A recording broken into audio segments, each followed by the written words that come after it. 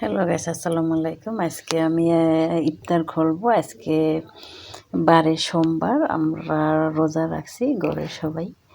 তো সোমবার আর বৃহস্পতিবারে রোজা রাখা হয়। আর এটা হয়েছে যাইয়া পাতাকপের ভিতরে চাল বড়া।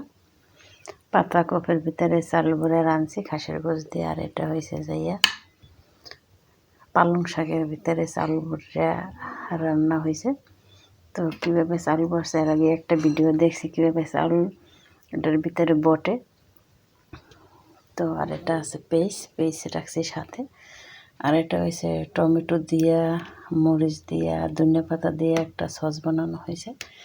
আর এটা হয়েছে রুটির ভিতরে খাসির গোশ বড়া, এটাকে বলে এই দেশের আড়াইশ।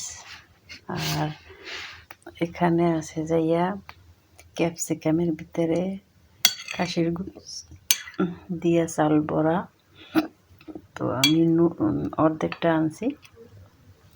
আর এটা আমার বাংলা ধনিয়া পাতা মরিচ দিয়া ভর্তা বানানো আসছিল, আমি নিয়ে আসছি বাসা থেকে। আর এটা হয়েছে যাইয়া এই যে টমেটোর সস দিয়া এটাকে সেদ্ধ করা হয়েছে। আর এটা এখন আজকের ইফতার হয়েছে যাইয়া এটা। আর আমি এক পিস খাজর নিছি, এক পিসের বেশি খাই না, কারণ সমস্যা আছে ডায়াবেটিস। বিসমিল্লাহির রহমানির রহিম। তো এই হলো আজকের ভিডিও। আমি রোজা রাখছি, আমার জন্য আপনারা সবাই দোয়া করবেন, আর আপনাদের জন্য আমি দোয়া রাখবো। আসসালামু আলাইকুম ওয়া রাহমাতুল্লাহি ওয়া বারাকাতুহু।